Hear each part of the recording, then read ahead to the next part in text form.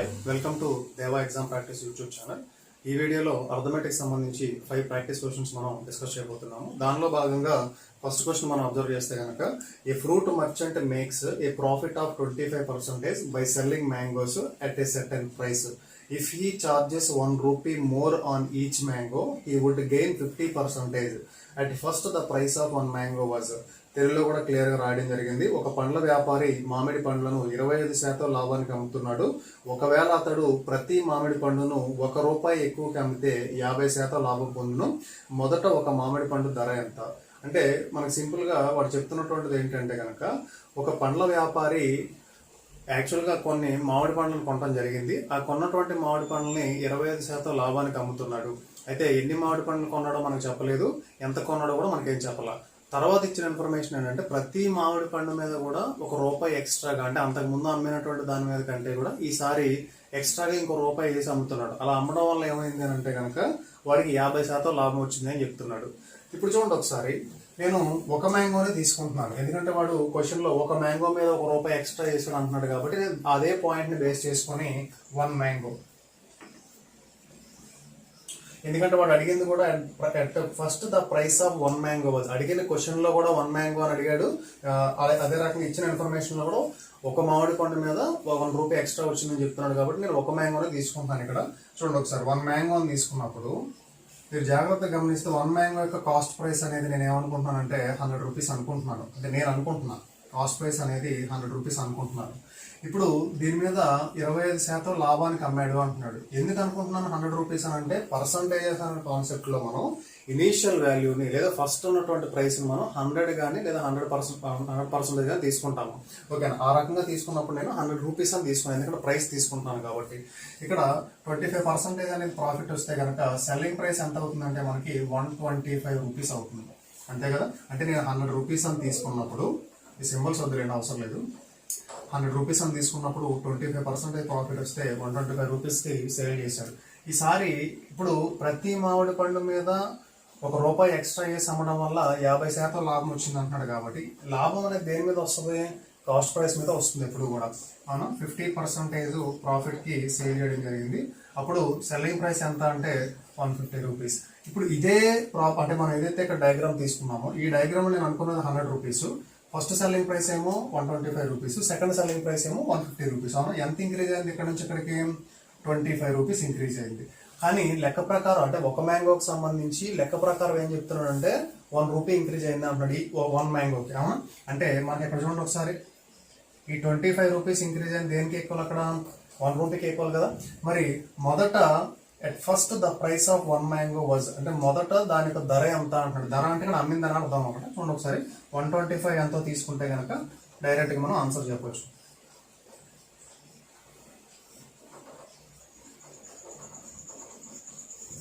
ఇది మనం అంటే ₹5 అనేది మనం ఆన్సర్ కింద చెప్పొచ్చు. అంటే మొదట అమ్మినటువంటి ధర ఎంత అంటే పెరిగిన ధర ఎంత? ఇక్కడ మనం ₹100 అనుకున్నప్పుడు ₹25 పెరిగింది. మొదట అమ్మిన ధర ఏమో ₹125. ₹125 అనుకున్నప్పుడు 25 పెరిగితే కనుక ₹1 అనుకున్నప్పుడు ఎంత ఉంటుంది సెల్లింగ్ ప్రైస్ అనేది మనం చెప్పాల్సి ఉంటుంది. అలాగే తీసుకోవచ్చు మనం. ఓకే, నెక్స్ట్ మనం సెకండ్ క్వశ్చన్ చూస్తే కనుక సెకండ్ క్వశ్చన్ లో ఇచ్చిన ఇన్ఫర్మేషన్ చూడండి ఒకసారి. ఏ man purchased A bedsheet for ₹450 and sold it at a gain of 10% calculated on selling price. The selling price of the bedsheet. తెలుగులో ఒక వ్యక్తి ₹450 ఒక బెడ్షీట్ ను కొని మరియు దానిని అమ్మిన వెల మీద 10% లాభంతో అమ్ముతున్నాడు. అయితే బెడ్షీట్ అమ్మిన వెల ఎంత? ఇక్కడ చూడండి ఒకసారి, ఫస్ట్ ఒక వ్యక్తి ఒక బెడ్షీట్ ని పర్చేస్ చేశాడు అంటున్నాడు. బెడ్షీట్ ని కొన్నాడు అంటే కాస్ట్ ప్రైస్ కదా దాని మీనింగ్. అక్కడ ఎంత కొన్నాడు అంటే ₹450కి కొన్నాడు. తర్వాత ప్రాఫిట్ వచ్చింది అంటున్నాడు, అంటే లాభశాతం వచ్చింది. ఎంత అంటే కనుక లాభశాతం అనేది 10% వచ్చింది అని అంటున్నాడు. అవునా, ఇక్కడ మనం జాగ్రత్తగా గమనించాలి. వచ్చినటువంటి లాభం దేని మీద వచ్చింది అని అంటున్నాడంటే సెల్లింగ్ ప్రైస్ మీద వచ్చింది అంటున్నాడు. అవునా, అంటే లాభం అనేది దేని మీద వచ్చిందంటే సెల్లింగ్ ప్రైస్ మీద వచ్చింది అంటున్నాడు. అడిగిన క్వశ్చన్ ఏంటంటే మనల్ని సెల్లింగ్ ప్రైస్ ఎంత అని అడుగుతున్నాడు. చూడండి, ఎప్పుడూ కూడా మనకి ప్రాఫిట్ అండ్ లాస్ అనే చాప్టర్లో ప్రాఫిట్ అనేది కాస్ట్ ప్రైస్ మీదే వస్తుంది. లాస్ కానీ ప్రాఫిట్ కానీ ఎల్లప్పుడూ కూడా కాస్ట్ ప్రైస్ మీద మనం క్యాలిక్యులేట్ చేస్తాం. అంటే లాభం కానీ నష్టం కానీ కొన్న వేల మీద మనం లెక్కిస్తాం. కానీ కొన్ని సందర్భాల్లో కొన్ని ప్రాబ్లమ్స్ లో క్లియర్ గా వాడు మెన్షన్ చేస్తాడు. లాభం అనేది అంటే జనరల్ గా 10% లాభం అంటే మనం కొనగల మీద తీసుకోవాలి. కానీ ఈ పర్టికులర్ క్వశ్చన్ లో లాభ శాతం అనేది అంటే లాభం అనేది దేని మీద వచ్చింది అంటే అమ్మిన వేల మీద వచ్చింది అని చెప్తున్నాడు. కాబట్టి మనం అమ్మిన వేల మీద క్యాలిక్యులేట్ చేయాల్సి ఉంటుంది. ఏంటి లాభం అనేది. ఆ రకంగా నేను తీసుకున్నప్పుడు చూడండి ఒకసారి లాభ శాతం అనేది అమ్మిన వేల మీద రాశాను నేను. చూడండి ఒకసారి దీన్ని మనం 10% అంటే 1/10 అని రాసుకోవచ్చు. రాసుకుంటే కనుక ఎప్పుడు కూడా డినామినేటర్ అనేది జనరల్ గా అయితే కాస్ట్ ప్రైస్ అవుతుంది. ఎప్పుడు యాక్చువల్ గా ప్రాఫిట్ పర్సంటేజ్ అన్నా అనుకోండి, నేను ప్రాఫిట్ పర్సంటేజ్ అనేది 5% అన్నాను. అప్పుడు దీన్ని నేను 1/20 అని రాసినప్పుడు పర్టికులర్ గా వాడు ఏం చెప్పలేదు. అంటే సెల్లింగ్ ప్రైస్ మీద లేదా కాస్ట్ ప్రైస్ మీద మనకి చెప్పినప్పుడు జనరల్ గా మనం ఏం చెప్తామంటే ఎప్పుడు కూడా మనం కాస్ట్ ప్రైస్ అని తీసుకోవాలి. ఎందుకంటే కాస్ట్ ప్రైస్ మీద మనం క్యాలిక్యులేట్ చేస్తాం. అప్పుడు ఇది ఏమవుతుందంటే కాస్ట్ ప్రైస్ అవుతుంది. కానీ ఈ పర్టికులర్ కండిషన్ లో వాడు క్లియర్ గా మనకి చెప్పడం జరిగింది. ఏమని? సెల్లింగ్ ప్రైస్ మీద అని. అంటే మనం ఏమని చెప్పొచ్చు ఇక్కడ, ఇది సెల్లింగ్ ప్రైస్ అని చెప్పాలి. అప్పుడు ఇదేమవుతుంది? ప్రాఫిట్. సెల్లింగ్ ప్రైస్ అనేది 10 రూపీస్ అయినప్పుడు 1 రూపీ ప్రాఫిట్ వస్తే కనుక కాస్ట్ ప్రైస్ ఏమవుతుంది అంటే ప్రాఫిట్ వచ్చినప్పుడు ఏది ఎక్కువగా ఉంటుంది? సెల్లింగ్ ప్రైస్ ఎక్కువగా ఉంటుందా కాస్ట్ ప్రైస్ ఎక్కువగా ఉంటుంది? అంటే సెల్లింగ్ ప్రైస్ ఎక్కువగా ఉంటుంది. అంటే ఈ రెండింటి డిఫరెన్స్ అంతా 9 రూపీసే కదా. అంటే మనకి కాస్ట్ ప్రైస్ ఏమవుతున్నప్పుడు 9 రూపీస్. అంటే 9 రూపీస్ అనుకున్నప్పుడు 1 రూపీ ప్రాఫిట్ వస్తే కనుక సెల్లింగ్ ప్రైస్ అయితే 10 రూపీస్ అయింది అని చెప్తాం మనం. ఇది చూడండి ఒకసారి. అంటే దీన్ని బట్టి మనకి క్లియర్ గా అర్థమైంది ఏంటంటే cost price, profit, selling price. అవునా? ఇదేమో 9 రూపీస్ వచ్చింది, 1 రూపీ వచ్చింది, 10 రూపీస్ వచ్చింది. ఇక్కడ చూడండి ఒకసారి. ఇది మనకి ఇచ్చాడు క్లియర్ గా. ఎంత ఇచ్చాడు అంటే 450 రూపీస్ అనేది ఇవ్వడం జరిగింది. అంటే ఇక్కడ ఏం జరిగిందంటే ఇంటూ 50 గా జరిగింది. మనకు అడిగింది ఏంటి? సెల్లింగ్ ప్రైస్ అడుగుతున్నాడు. ఇదేంటో మనం చెప్పాలంటే ఇక్కడ కూడా ఏం జరగాలి? ఇంటూ 50. అప్పుడు ఏమని చెప్పొచ్చు మనం ఇక్కడ? 500 రూపీస్ అనేది సెల్లింగ్ ప్రైస్ అని చెప్పొచ్చు. ఒకవేళ ఇదే క్వశ్చన్ లో ప్రాఫిట్ ఎంత వచ్చింది అంటే లాభం ఎంత వచ్చింది అన్నప్పుడు ఇది మనం చెప్పొచ్చు క్లియర్ గా. అంటే ఇక్కడ కూడా ఇంటూ 50 జరిగితే కనుక 50 రూపీస్ అనేది ప్రాఫిట్ వచ్చింది అని చెప్తాం. అడిగింది ఏంటి మనకి? సెల్లింగ్ ప్రైస్ అడిగాడు. కాబట్టి మనం చెప్పాల్సిన ఆన్సర్ ఏంటంటే ఇది మనం ఆన్సర్ అని చెప్తాం. ఓకే. ఒకవేళ ఇదే క్వశ్చన్ ని డైరెక్ట్ గా పర్సంటేజ్ లోనే నేను చేస్తాను అని అంటే కనుక చూడండి ఒకసారి. ప్రాఫిట్ అనేది ఎంత వచ్చిందంటే 10% వచ్చింది అని చెప్పాడు. ప్రాఫిట్ 10% వచ్చింది అని అంటే దేని మీద వచ్చింది? అది సెల్లింగ్ ప్రైస్ మీద వచ్చింది అంటున్నాడు. సెల్లింగ్ ప్రైస్ మీద వచ్చిందండి. ఎప్పుడు కూడా ప్రాఫిట్ కానీ లాస్ కానీ మనం దేని మీద క్యాలిక్యులేట్ చేస్తామంటే కాస్ట్ ప్రైస్ మీద క్యాలిక్యులేట్ చేస్తాము. కానీ కొన్ని సందర్భాల్లో క్వశ్చన్స్ లో సెల్లింగ్ ప్రైస్ మీద క్యాలిక్యులేట్ చేయండి అని చెప్తాడు. అలాంటి సందర్భాలు అంటే జనరల్ గా కాస్ట్ ప్రైస్ మీద క్యాలిక్యులేట్ చేసినప్పుడు కాస్ట్ ప్రైస్ వచ్చేటప్పుడు కల్లా 100% అవుతుంది. కానీ ఇక్కడ సెల్లింగ్ ప్రైస్ మీద అంటున్నాడు కాబట్టి ఇప్పుడు సెల్లింగ్ ప్రైస్ అనేది మనకి 100% అవుతుంది. ఎందుకు అంటే ప్రాఫిట్ అనేది సెల్లింగ్ ప్రైస్ మీద క్యాలిక్యులేట్ చేస్తాడు కాబట్టి. ఇప్పుడు చూడండి ఒకసారి. సెల్లింగ్ ప్రైస్ ఏమో 100% అనుకున్నప్పుడు ప్రాఫిట్ 10% అయితే కాస్ట్ ప్రైస్ ఏమవుతుంది అంటే ప్రాఫిట్ వచ్చింది అని అంటే సెల్లింగ్ ప్రైస్ ఎక్కువగా ఉంటుందా కాస్ట్ ప్రైస్ ఎక్కువగా ఉంటుందా అంటే ఏం చెప్పొచ్చు మనం? సెల్లింగ్ ప్రైస్ అనేది ఎక్కువగా ఉంటుంది, కాస్ట్ ప్రైస్ తక్కువగా ఉంటుంది. అంటే ఈ రెండింటికి డిఫరెన్స్ అంతా 90% కదా. అంటే అది కాస్ట్ ప్రైసే కదా అయ్యేది. దీని గురించి క్వశ్చన్ లో మనకి క్లియర్ గా ఇచ్చాడు కదా. ఎంత ఇచ్చాడు మనకి? 450 రూపీస్ అనేది ఇవ్వడం జరిగింది. ఇది ఎంతో మనం చెప్పాలి. అవునా? అంటే ఇక్కడ ఏం జరుగుతుంది? ఇంటూ 5 ఏనా. ఇక్కడ కూడా ఏం జరగాలి? ఇంటూ 5. అంటే ఏమని చెప్పొచ్చు మనం? 500 రూపీస్ అనేది ఆన్సర్ గా చెప్పొచ్చు. ఒకవేళ ఇదే క్వశ్చన్ లో ప్రాఫిట్ కనుక అడిగితే కనుక ఇది చెప్తాం మనం. అంటే లాభం అడిగితే కనుక ఇది కూడా ఇంటూ 5 అయితే కనుక 50 రూపీస్ అనేది ప్రాఫిట్ కింద చెప్పొచ్చు మనం. ఈ పర్టికులర్ క్వశ్చన్ లో సెల్లింగ్ ప్రైస్ గురించి అడిగాడు కాబట్టి సెల్లింగ్ ప్రైస్ మనం ఫైండ్ అవుట్ చేసి 500 రూపీస్ ఆన్సర్ చెప్తాము. ఓకే. థర్డ్ క్వశ్చన్ కనుక మనం చూస్తే the tank full of petrol in Anil's car lasts for 10 days. If he starts using 25% more every day, how many days will the tank full of petrol last? ఇక్కడ తెలుగులో కూడా చాలా clear ఇవ్వడం జరిగింది. అనిల్ కారులో పెట్రోల్ పూర్తిగా నింపితే 10 రోజులకి సరిపోతుంది. ఒకవేళ అతడు ప్రతిరోజు 25% ఎక్కువ ఉపయోగిస్తే ఎన్ని రోజులకు ఆ పెట్రోల్ సరిపోతుంది?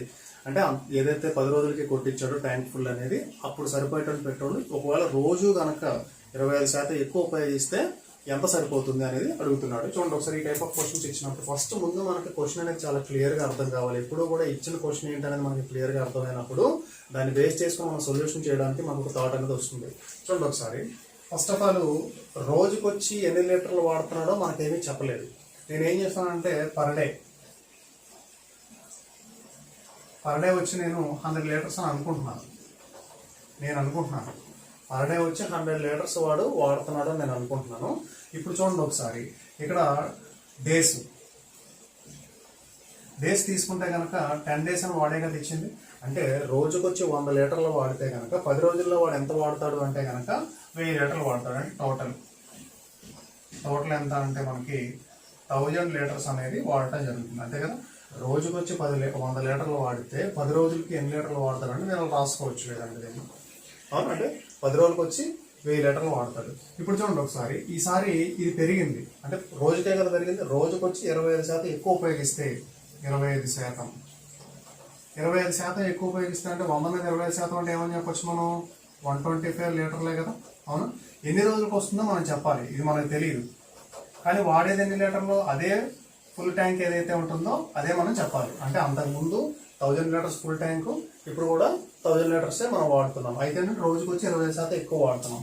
చూడండి ఒకసారి, అంటే రోజుకి వచ్చి 125 లీటర్లు వాడితే ఎన్ని రోజులు వాడితే కనుక 1000 లీటర్లు సరిపోతుంది అని అంటే మనం దీన్ని ఏమని చెప్పొచ్చు, ఇలాగా బై 125 దట్ ఈక్వల్ టు 8 అని చెప్పొచ్చు కదా. అంటే 8 days సరిపోతుంది అని చెప్పాలి. అంటే రోజుకి వచ్చి 125 లీటర్లు వాడితే 8 రోజులు వాడితే కనుక 1000 లీటర్లు అనేది సరిపోతుంది అని చెప్తాం. ఇదే క్వశ్చన్ సంబంధించి మనం సెకండ్ అప్రోచ్ కనుక అప్లై చేస్తే ఏ రకంగా ఉంటుందో చూద్దాం ఒకసారి సింపుల్గా. చూడండి ఒకసారి, అంటే ప్రతిరోజు పర్ డే కన్సంప్షన్ అనేది, అంటే ప్రతిరోజు వినియోగించేటువంటి పెట్రోల్ అనేది నేను ఏమనుకుంటున్నాను అంటే 100% అనుకుంటున్నాను. అంటే ప్రతిరోజు వినియోగించేటువంటి పెట్రోల్ అనేది 100% అని నేను అనుకున్నప్పుడు అది ఎన్ని రోజులకు వస్తుంది అంటే 10 రోజులకు వస్తుంది. అవునా, ఇప్పుడు వినియోగం ప్రతిరోజు ఎంత పెరిగిందంటే 25% పెరిగింది. 25% పెరిగింది అంటే ఎంత అవుతుంది ఇక్కడ, 125% కదా అయ్యేది. చూడండి ఒకసారి, అంటే ప్రతిరోజు 100% ఉపయోగిస్తే 10 రోజులకు వస్తుంది అనుకున్నప్పుడు ఈసారి వినియోగం పెరిగింది అంటే 25% పెరిగిందంటే 10 రోజులకు వస్తుందా, లేదా అంతకంటే ఎక్కువ వస్తుందా, లేదా అంతకంటే తక్కువ వస్తుందా, దాన్ని బట్టి మనం క్లియర్గా అర్థం చేసుకోవచ్చు. అంటే 100% అనుకున్నప్పుడు ప్రతిరోజు ఉపయోగించే 10 రోజులకు వస్తే కనుక వినియోగం పెరిగింది అంటే ఖచ్చితంగా తక్కువ రోజుల్లోనే కంప్లీట్ అయిపోతుంది అని చెప్తాం మనం. అంటే ఇక్కడ రావాల్సిందంటే తక్కువ వాల్యూ రావాలి. తక్కువ వాల్యూ ఎలా వస్తుంది మనకి, తక్కువ బై ఎక్కువ ఇంటూ 10. చూడండి ఒకసారి, క్యాన్సిల్ చేస్తే మనకు వచ్చేది ఏంటంటే 8 days. అంటే 100% ప్రతిరోజు ఉపయోగించేటువంటి 100% అనుకున్నప్పుడు 10 రోజులకు వస్తుంది. ఈసారి 25% వినియోగం పెరిగింది అంటే కన్సంప్షన్ పెరిగింది అనుకున్నప్పుడు ఇక్కడ మనకి లెస్ టైంలో, అంటే ఆ 10 days కంటే కూడా ఇంకా లెస్ టైంలోనే మనకి ఆ ట్యాంక్ అనేది కంప్లీట్ అయిపోతుంది, లేదా ఆ ట్యాంక్ అనేది మనకి ఎంటీ అయిపోతుంది అని చెప్పి చెప్తాం అనమాట. అలాంటి సందర్భాల్లో ఏం చెప్పాలంటే less by more into 10 days ఇది అంతే కదా. చూడండి ఒకసారి, తక్కువ బై ఎక్కువ ఇంటూ 10. నెక్స్ట్ క్వశ్చన్ నెంబర్ 4 మనం చూస్తే కనుక, if selling price of an article is decreased by 112 rupees but cost price is decreased by 10%, then loss percentage change from 12% to 33.1/3%. Find initial selling price. తెలుగులో చూస్తే కనుక కొన్న వేళ 10% తగ్గి అమ్మిన వేళ కూడా 112 రూపాయలు తగ్గడం వల్ల నష్టము 12% నుండి 33.1/3%కి మారింది. అయితే మొదట అమ్మిన వేళ ఎంత అంటే ఇక్కడ చూడండి ఒకసారి, ఫస్ట్ కొన్న వేళ అమ్మిన వేళ, ఫస్ట్ ఇనీషియల్గా కొన్నట్టు వెళ్ళంటో మనకు తెలియదు. నేను ఏమనుకుంటున్నాను, దాన్ని ఎప్పుడు కూడా ఈ ప్రాఫిట్ అండ్ లాస్ అనే కాన్సెప్ట్లో ఇనీషియల్గా ఉండేటువంటి కాస్ట్ ప్రైస్ మనం 100 రూపీస్ అని తీసుకున్నట్టు ప్రైస్ అని తీసుకుంటున్నాం కాబట్టి 100 రూపీస్ అని తీసుకుంటున్నాను నేను. తీసుకున్నప్పుడు చూడండి ఒకసారి, అంటే లాస్ అనేది 12% తగ్గింది అని అంటున్నాడు. అంటే అంతకుముందు లాస్ పర్సంటేజ్ అనేది 12% నుంచి 33.1/3% తగ్గింది అని అంటే లాస్ అనేది అంతకుముందు ఎంత ఉంది, బేసిక్గా 12% ఉందనే కదా. లాస్ అంటే ఏంటి, ఇదే కదా 12%. అంటే సెల్లింగ్ ప్రైస్ ఏమవుతుంది మనకి 88 రూపీస్ అవుతుంది అనుకోవచ్చా. అంటే కొన్న వేళ అనేది, అంటే మధ్యలో కొంత మనకి ఇన్ఫర్మేషన్ ఇవ్వడం జరిగింది. కొన్న వేళ 10% తగ్గింది, అమ్మిన వేళ కూడా 112 రూపాయలు తగ్గడం వల్ల లాస్ అనేది 12% నుంచి 33.1/3% తగ్గింది అని అంటున్నాడు. అలా అంటున్నాడు కాబట్టి అంటే అంతకు ముందు ఉన్నటువంటి లాస్ ఎంత, ఫస్ట్ 12%, మారిన తర్వాత ఎంత 33.1/3%. ఫస్ట్ తీసుకునే 12% కాబట్టి ఇనీషియల్ కాస్ట్ ప్రైస్ అనేది 100 రూపీస్, 12% ఇస్తే కనుక 88 రూపీస్ అనేది మనం సెల్లింగ్ ప్రైస్ అని చెప్తాము. నెక్స్ట్ ఏమంటున్నాడు, ఈసారి కాస్ట్ ప్రైస్ కూడా తగ్గింది అంటున్నాడు. ఎంత తగ్గింది, ఇది 10% తగ్గింది. 10% 10 కదా, అంటే 100 మీద తీసుకుంటున్నాం కాబట్టి 100 మీద ఏ పర్సెంటేజ్ అయినా కూడా అంతే పర్సెంటేజ్ అని చెప్తాం మనం. అవును, 10% కాబట్టి 10 అని చెప్తున్నాం. ఇది 12% కాబట్టి ఇది 12 అని చెప్పాము, ఇదేమో 10 అని చెప్తున్నాం. ఇది ఎంతది 90 రూపీస్ అయింది. ఇప్పుడు చూడండి ఒకసారి, లాస్ అనేది 12% నుంచి 33.1/3% మారిందంటే ఈ 33.1/3% అనేది సెకండ్ కాస్ట్ ప్రైస్ మీద మనం అర్థం చేసుకోవాలి. ఎందుకు అంటే ఇక్కడ వచ్చినటువంటి లాస్ దేనికి సంబంధించింది అంటే అంతకుముందు 12% ఉన్న లాస్ ఏమో ఫస్ట్ కాస్ట్ ప్రైస్ సంబంధించింది, తర్వాత ఉన్నటువంటి సెల్లింగ్ ప్రైస్ లాస్ ఏదైతే ఉందో అది సెకండ్ ఉన్నటువంటి కాస్ట్ ప్రైస్ సంబంధించింది. అంటే దీని మీద మనం ఏం చెప్పాలంటే 33 లాస్ అంటే మైనసే కదా, ఇది వాల్యూ మనకి 1/3 ఏనా, అంటే 90 మీద 1/3 అంటే మనం ఏమని చెప్తాము 30, అవునా. అంటే 30 సబ్ట్రాక్ట్ చేస్తే కనుక ఏమని చెప్పొచ్చు మనం 60 రూపీస్ అని చెప్పొచ్చా. ఇప్పుడు చూడండి ఒకసారి, అంటే ఇది క్వశ్చన్ మనకి ఫస్ట్ నుంచి చివరి వరకు క్లియర్ గా మనం అర్థం చేసుకొని ఎక్కడ ఏ ఇన్ఫర్మేషన్ యూజ్ చేసుకుంటే మనం సొల్యూషన్ అనేది క్లియర్ గా చెప్పగలుగుతామో ఆ ఇన్ఫర్మేషన్ ని మనం పర్ఫెక్ట్ గా యూజ్ చేసుకుని మనం ఇక్కడ డయాగ్రామ్ అనేది డ్రా చేసుకోవాలి. చూడండి ఒకసారి, ఫస్ట్ 100 రూపీస్ అనుకున్నాము, 12% అనుకున్నప్పుడు సెల్లింగ్ ప్రైస్ 88 అయింది. తర్వాత కాస్ట్ ప్రైస్ అనేది 10% తగ్గింది, 90 రూపీస్ అనేది కాస్ట్ ప్రైస్ అయింది. ఇప్పుడు సెకండ్ లాస్ అనేది 33 మారింది అంటే సెకండ్ ఏదైతే 10% కాస్ట్ ప్రైస్ తగ్గిందో, ఒక తగ్గకపోతే ఇదే కాస్ట్ ప్రైస్ ఉండేది, రెండు కూడా దాని మీదే ఉండేది. తగ్గింది కాబట్టి మనం ఈ కాస్ట్ ప్రైస్ ని తీసుకోవాలి, ఎందుకంటే సెకండ్ మారింది అని అంటే దేని మీద మారుతుంది, సెకండ్ ఉన్నటువంటి కాస్ట్ ప్రైస్ మీద మారుతుంది, అది మీరు అర్థం చేసుకోవాలి. అలా తీసుకున్నప్పుడు సెల్లింగ్ ప్రైస్ అనేది ఇక్కడ సెకండ్ సెల్లింగ్ ప్రైస్ అనేది 60 రూపీస్ అయింది. ఇప్పుడు వాడే చెప్తున్నాడు క్వశ్చన్ లో, selling price of an article ఇది డిక్రీజ్ బై 112. అంటే ఏంటి ఇక్కడ, ఇది యాక్చువల్గా ఎంత డిక్రీజ్ అయింది మనకి 28 డిక్రీజ్ అయింది, ఎందుకంటే మనం 100 అనుకున్నప్పుడు, అవునా. కానీ 100 అనుకున్నప్పుడు మనకి 28 అనేది సెల్లింగ్ ప్రైస్ డిక్రీజ్ అయింది. కానీ యాజ్ పర్ ప్రాబ్లం ఎంత ఇచ్చాడు, ఈ 28 అంటే 28 మనకు వచ్చింది, ఇది మనకి లెక్క ప్రకారంగా 112 రూపీస్ అని చెప్పాడు. 112 రూపీస్ అని చెప్పాడు. అడిగింది అంటే find the initial selling price. Initial selling price అంటే మొదట ఉన్నటువంటి అమ్మిన వాళ్ళు ఇదే కదా, అంటే ఏంటి ఇక్కడ 88 ఎంతో మనం చెప్పాలి. ఇది ఏం జరుగుతుంది ఇక్కడ ఇంటూ 4 ఏనా, ఇది కూడా ఇంటూ 4 అయితే కనుక ఆన్సర్ ఏమని చెప్పొచ్చు మనం 352 రూపీస్ అనేది ఆన్సర్ కింద చెప్పొచ్చు. ఓకే,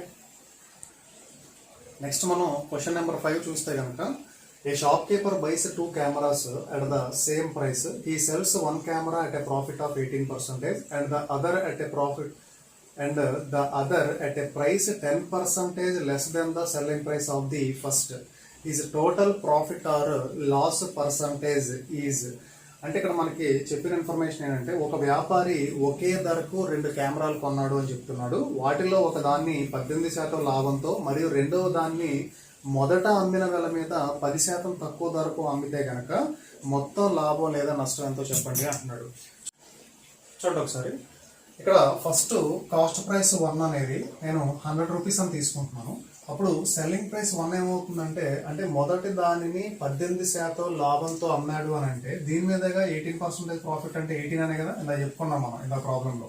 18% ప్రాఫిట్ అని చెప్పినప్పుడు ఆటోమేటిక్గా 18 కాబట్టి 118 రూపీస్ అనేది మనకి సెల్లింగ్ ప్రైస్ అవుతుందని మనం క్లియర్గా అర్థం చేసుకోవచ్చు. నెక్స్ట్ గురించి ఏం చెప్తున్నాను అంటే, రెండు కూడా సేమ్. ఇప్పుడు కాస్ట్ ప్రైస్ 2 తీసుకుంటున్నాను నేను, అంటే రెండవ కెమెరాని కొన్నది కూడా సేమ్ కాస్ట్ ప్రైస్ కి, అవునా. రెండు సేమ్ కాబట్టి ఇది 100 రూపీస్ అయితే ఇది కూడా 100 రూపీస్ అని చెప్తున్నాము. నెక్స్ట్ ఇచ్చిన ఇన్ఫర్మేషన్ ఏంటంటే, ఈసారి ఎలా అమ్ముతున్నాడు అంటే చూడండి ఒకసారి, the other at a price 10% less than the selling price of the first. అంటే దీని మీద 10% కి సెల్లింగ్ ప్రైస్ 2 అనేది అమ్మడం జరుగుతుంది, అంటే దీని మీద 10% లెస్ కి, అవునా. దీని మీద 10% అని అంటే చూడండి ఒకసారి, 118 మీద 10% అని అంటే ఇదే కదా, అవునా. ఈ రెండు క్యాన్సిల్ అయితే కనుక 11.8 అంటే దీని మీద ఏమని చెప్పొచ్చు మనం 11.8 రూపీస్ అనేది లెస్ అంటే చూడండి ఒకసారి, 118లో నుంచి 11.8 సబ్ట్రాక్ట్ చేస్తే మనకు వచ్చేది 106.2. అంటే ఇనీషియల్ సెల్లింగ్ ప్రైస్ అనేది 118 రూపీస్, దాని మీద 10% లెస్ చేస్తే అంటే 11.8 రూపీస్ లెస్ చేస్తే తర్వాత వచ్చేటువంటి సెకండ్ సెల్లింగ్ ప్రైస్ అనేది 106.2 రూపీస్ అవుతుంది. ఇప్పుడు మనం చెప్పాల్సింది ఏంటంటే, టోటల్ గా అతనికి ఎంత ప్రాఫిట్ వచ్చింది లేదా ఎంత లాస్ వచ్చిందో చెప్పాలి. ఇప్పుడు చూడండి ఒకసారి, ఇక్కడ టోటల్ కాస్ట్ ప్రైస్ అంటే 100 + 100 కదా, అంటే 200 రూపీస్ ఏనా. టోటల్ సెల్లింగ్ ప్రైస్ అంటే ఏమని చెప్పొచ్చు మనం, ఈ రెండింటిని యాడ్ చేయండి ఒకసారి, 2 ఇదే కదా, అవునా. అంటే ఎంత ఇంక్రీజ్ అయింది అది మేము చెప్పాలి. అయితే ఇక్కడ మనం ఇంకా ఈజీగా అర్థం చేసుకోవచ్చు ఏంటంటే, మనం ఎప్పుడు కూడా టోటల్గా వచ్చేటువంటి ప్రాఫిట్ అయినా లేదా లాస్ అయినా ఎప్పుడు కూడా 100 మీద బేస్ చేసుకుంటాం కాబట్టి ఇది నేను 100 కింద రాసుకుంటున్నాను. అంటే ఏం జరిగింది ఇక్కడ /2, ఇక్కడ కూడా /2 రాయండి ఒకసారి. రాస్తే కనుక 112.1 అంటే 100 అనుకున్నప్పుడు ఎంత 12.1 ఇంక్రీజ్ అయింది. అంటే పర్సంటేజ్లో కూడా ఎంత ఇంక్రీజ్ అయినట్టు 12.1% అనేది ఇంక్రీజ్ అయింది అని చెప్పాలి. ఎక్కడ ఉంది అది, సెకండ్ ఆప్షన్లో ఉంది మనకి, ఓకేనా. ఈ రకంగా మనం అర్థం చేసుకోవచ్చు. అంటే లాభము లేదా నష్టము అనేది మనం పర్సంటేజ్ లో చెప్తున్నాం కాబట్టి 100 అనుకుంటే కనుక చాలా ఈజీగా మనకి 12.1% వస్తుంది. లేదు అంటే మనం ఏం చేయాలి, 200 నుంచి 224.2కి ఎంత ఇంక్రీజ్ అయిందో కనుక్కొని దాన్ని మళ్ళీ మనం పర్సంటేజ్ అనేది 200 మీద క్యాలిక్యులేట్ చేసి ఎంత వచ్చిందో మనం చెప్తాం. దానికంటే కూడా ఈజీగా ఏంటంటే ఇది 100 అని రాసుకుంటే కనుక ఇది బై 2 అయితే ఇది కూడా బై 2 అయితే కనుక 100 మీద ఎంత ఇంక్రీజ్ అవుతుంది, 12.1 కాబట్టి 12.1% అనేది మొత్తం మీద వాడికి లాభం వచ్చింది అని చెప్తాం. అంటే లాభ శాతం ఎంత అంటే 12.1% అని చెప్తాం. ఓకే, ఇది మనకి ఈ వీడియోకి సంబంధించి 5 మనం ప్రాక్టీస్ క్వశ్చన్స్ అని చెప్పొచ్చు. నెక్స్ట్ వీడియోలో మరో 5 అథమెటిక్ ప్రాక్టీస్ క్వశ్చన్ తోటి మనం మీట్ అవుదాం. Okay, thank you.